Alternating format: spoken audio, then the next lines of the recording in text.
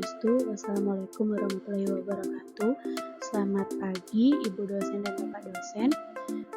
Jadi di sini saya akan mempresentasikan mengenai lembar kerja mahasiswa keempat pada mata kuliah biokimia kedua. Sebelum saya memulai pertemuan ini, izinkan saya untuk memperkenalkan diri terlebih dahulu. Perkenalkan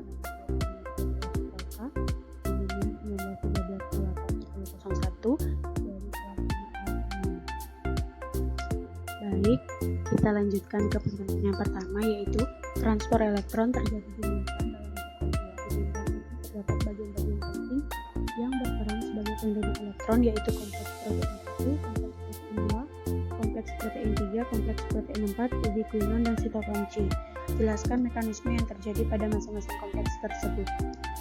Pada kompleks pertama, ekuivalen reduksi NADH mentransfer elektron ubiquinon Q melalui kompleks 1. Kompleks 1 disebut juga NADH ubiquinon oksidoreduktase atau NADH dehidrogenase. Kompleks 1 adalah kompleks protein berbentuk L. Kompleks 1 mengandung flavoprotein yang mengandung FeS, yaitu protein besi sulfur non-heme. Kompleks ini mengkatalisis transfer elektron dari NADH ke Q ubiquinon NADH plus Q plus 5H plus menjadi NAD plus QH2 plus 4H+, menuju ruang antara membran. Elektron dari NADH ditransfer ke VMN, kemudian elektron ditransfer ke beberapa pusat FeS, sampai akhirnya ke Q. Dalam rangkaian reaksi redoks di kompleks 1 dibebaskan sejumlah energi delta GO sama dengan minus 70 kJ mol minus 1. Reaksi pada kompleks 1 menghasilkan 4 proton. Energi yang dihasilkan dari reaksi redoks di atas digunakan untuk memompa 4 proton ke ruang antar membran. Kemudian kompleks kedua, ekuivalen reduksi FADH 2 mentransfer elektron ke ubiquinon Q melalui kompleks 2. Selain melalui jalur NADH ubiquinon oksidoreduktase, kompleks pertama, ubiquinon juga menerima aliran elektron dari kompleks 2. Kompleks protein 2 merupakan suksinat dehidrogenase. Dalam hal ini, elektron dibawa oleh FADH2 yang berasal dari siklus 14 asam sitrat. Molekul FADH2 dihasilkan pada saat konversi suksinat menjadi fumarat dalam siklus asam sitrat. Aliran elektron berlanjut ke beberapa pusat FeS menuju Q. Reaksi yang melibatkan kompleks 2 tidak menghasilkan energi. Kemudian kompleks 3, aliran elektron dari kompleks 2 QH2 ke sitokrom C. Kompleks 3 adalah Q sitokrom C oksireduktase. Elektron dari ubiquinon dalam bentuk QH2 dialirkan ke sitokrom C melalui kompleks 3.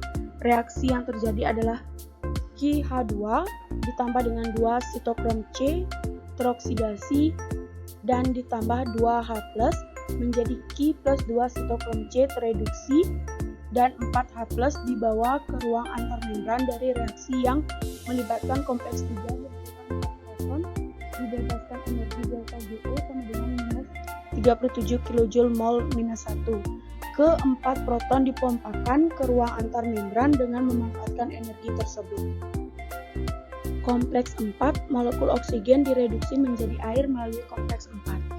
Reaksi yang melibatkan kompleks 4 merupakan tahap air dalam rantai pernafasan. Sitokrom C dalam keadaan tereduksi akan dioksidasi oleh kompleks 4, yaitu sitokrom C oksidasi. Secara bersamaan, molekul oksigen O2 direduksi menjadi 2 molekul air. Gugus protestik dalam kompleks 4 adalah CuA, heme A, dan heme A3 cum. Transfer 4 elektron dari sitokrom C ke O2 melibatkan logam Cu yang terikat pada gugus heme. Elektron ditransfer ke pusat Cu, selanjutnya ke heme A, kemudian heme A3, dan akhirnya ke O2. Dari 8H+ yang dipindahkan dari matriks, 4H+ dipakai untuk 15 membentuk 2 molekul H2O dan 4H+ lainnya dipompakan ke ruang antar membran. Dari reaksi di kompleks 4 dibebaskan energi sebesar delta GO sama dengan minus 110 kJ mol per minus 1. Selama proses transfer elektron di kompleks 4, molekul O2 tetap terikat pada kompleks 4 sampai tereduksi sempurna menjadi H2O. Pengikatan O2 mengurangi timbulnya intermediate yang berbahaya dan superoksida atau peroksida. Kedua anion ini terbentuk apabila oksigen menerima satu elektron menjadi ion superoksida dan 2 elektron menjadi ion peroksida. Oke, kita lanjutkan ke pertanyaan yang kedua, yaitu jelaskan pembentukan ATP pada gambar yang ada di bawah ini. Pertama, elektron akan diteruskan kepada kompleks protein. Hal ini juga akan memicu dipompanya H+ keluar menuju ruang antarmembran.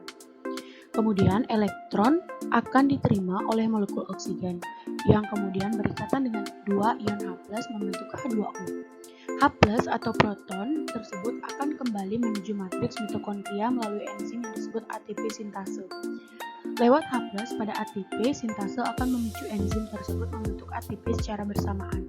Jumlah terbentuknya molekul ATP tergantung pada H+ yang masuk kembali ke dalam matriks mitokondria. Oke, selanjutnya kita lanjut ke pertanyaan yang ketiga, yang mana proses transfer elektron yang terjadi di dalam matriks mitokondria ke dalam membran atau kompleks protein akan ditransfer lebih jauh ke inner membran mitokondria.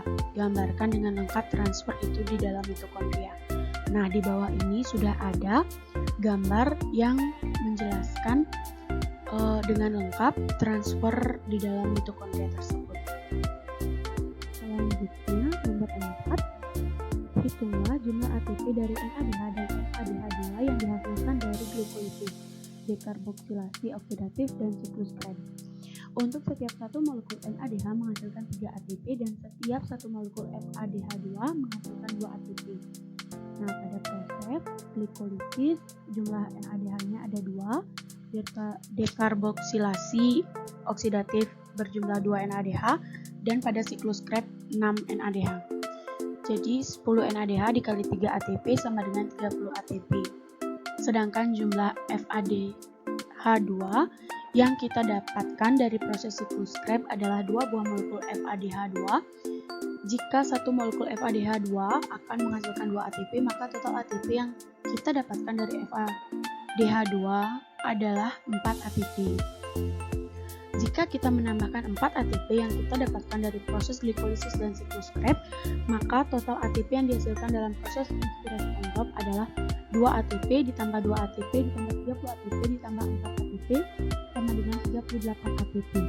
Tetapi pada proses glikolisis terjadi proses perpindahan dari sitoplasma menuju proses selanjutnya, yaitu transfer elektron yang terjadi di mitokondria. Proses perpindahan ini akan membutuhkan energi 2 ATP. Jadi ATP bersih yang dihasilkan adalah 36 ATP. Baik, kita lanjutkan ke pertanyaan nomor 5. Jelaskan proses transfer elektron untuk molekul FADH2. Tahap pertama, molekul FADH2 akan melepaskan elektronnya dan ditangkap kompleks protein 2, kemudian berpindah menuju ubiquinon, namun pada tahap ini tidak menyebabkan dikeluarkannya H+. Tahap kedua, kemudian elektron akan meninggalkan ubiquinon dan menuju kompleks protein 3, sitokrom C, dan kompleks protein 4. Pada tahap ketiga, saat elektron melewati kompleks protein 3 dan 4, masing-masing menyebabkan dikeluarkannya molekul H+.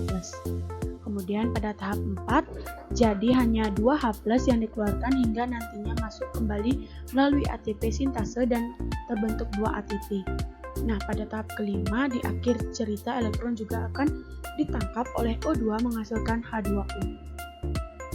Baik, kita lanjutkan ke pertanyaan yang ke-6.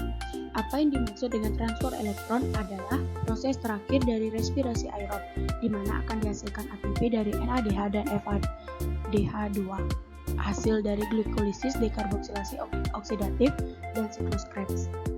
Yang artinya pada tahap ini terjadi pengangkutan elektron melalui rangkaian molekul penangkap elektron yang menghasilkan ATP, hingga elektron terakhir ditangkap oleh oksigen.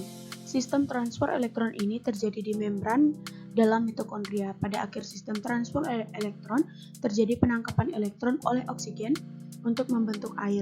Pada tahap ini melibatkan donor elektron, akseptor elektron, dan reaksi reduksi dan oksidasi atau redoks. Donor elektron adalah senyawa yang dihasilkan selama tahap glikolisis maupun siklus Krebs dan berpotensi untuk melepaskan elektron, yaitu NADH2 dan FADH2. Di sinilah akhir dari respirasi aerob molekul glukosa. Respirasi ini akan menghasilkan energi sebanyak 36 atau 38 ATP dengan hasil akhir berupa CO2 dan H2O yang akan dikeluarkan dari tubuh sebagai zat sisa respirasi. Satu molekul glukosa dengan 6 atom C ketika mengalami respirasi aerob akan melepaskan 6 molekul CO2. Karbon dioksida tersebut dibebaskan pada tahap dekarboksilasi oksidatif dan juga siklus Krebs. Kita lanjutkan ke pertanyaan nomor 7. Buatlah ringkasan jurnal yang diberikan dengan judul The Powerful Immune System Against Powerful COVID-19, a Hypothesis. Nah, pertama, kurangnya penelitian yang menyelidiki faktor-faktor yang mempengaruhi respon imun terhadap COVID-19. Selain itu, belum ada laporan rinci untuk respon imun ini. Mengingat kesamaan genom 79% dengan coronavirus sindrom pernapasan akut parah, reaksi yang hampir sama terhadap sistem kekebalan diharapkan untuk COVID-19 menanggapi SARS-CoV, sistem kekebalan bawaan dan adaptif terlibat. Angka fatalitas kasus COVID-19 tertinggi pada populasi lansia. Sebaliknya, anak-anak memiliki risiko terendah untuk infeksi dan tingkat kematian. Perbedaan ini dapat ditunjukkan dari aspek energi seluler. Penuaan berpotensi melemahkan kapasitas pernapasan mitokondria. Mereka termasuk kondisi yang mendasari seperti hipertensi, diabetes, penyakit jantung koroner, penyakit paru obstruktif kronis, kanker, dan penyakit ginjal kronis. Terlepas dari penurunan cadangan kardiovaskular, efek dari kondisi kronis ini pada prognosis COVID-19 dapat dibenarkan oleh hipotesis kami. Sel manusia membutuhkan nutrisi untuk mempertahankan tingkat CATP mereka. Mengingat pertimbangan ini, tingkat CATP berpotensi dianggap sebagai komponen penting dalam efektivitas dan prognosis COVID-19. Dengan meningkatkan CATP, diharapkan terjadi perbaikan pada sistem imun bawaan dan adaptif. Selain itu, peningkatan CATP berpotensi memiliki efek pencegahan atau terapeutik, efek pencegahan melalui aktivasi sekresi dan pensinyalan IVN1 awal, sebagai alarm awal dari sistem kekebalan bawaan. Baik, untuk pertanyaan yang terakhir, yang nomor 8, yaitu jelaskan mekanisme reaksi pada gambar di bawah. Nah, pertama, NADH akan melepaskan elektronnya kepada kompleks protein. 1. Peristiwa ini membebaskan energi yang memicu dipompanya H+ dari matriks mitokondria menuju ruang antarmembran. NADH yang telah kehilangan elektron akan berubah menjadi NAD+. Kemudian elektron akan diteruskan kepada ubiquinon. Kemudian elektron diteruskan pada kompleks protein 3. Hal ini akan memicu dipompanya H+ keluar menuju ruang antarmembran. Kemudian elektron akan diteruskan kepada sitokrom C. Setelah itu elektron akan diteruskan kepada kompleks protein 4. Hal ini juga akan memicu dipompanya H+ keluar menuju ruang antarmembran. Nah, kemudian elektron akan diterima oleh molekul oksigen yang kemudian berikatan dengan 2 ion H+ membentuk H2O. Bila dihitung, transfer elektron dari bermacam-macam protein tadi memicu dipompanya 3 H+ keluar menuju ruang antarmembran. H+ atau proton tersebut akan kembali menuju matriks mitokondria melalui enzim yang disebut ATP sintase. Lewatnya H+ pada ATP sintase akan memicu enzim tersebut membentuk ATP secara bersamaan. Karena terdapat 3 H+ yang masuk kembali ke dalam matriks, maka terbentuklah 3 molekul ATP. Kemudian terakhir proses pembentukan ATP oleh enzim ATP sintase tersebut dinamakan dengan chemiosmosis. Baik, sekian tadi presentasi yang dapat saya sampaikan. Jika ada salah kata mohon dimaafkan. Di akhir kata saya ucapkan terima kasih. Om Shanti Santi Santi Om. Wassalamualaikum warahmatullahi wabarakatuh. Salam sejahtera untuk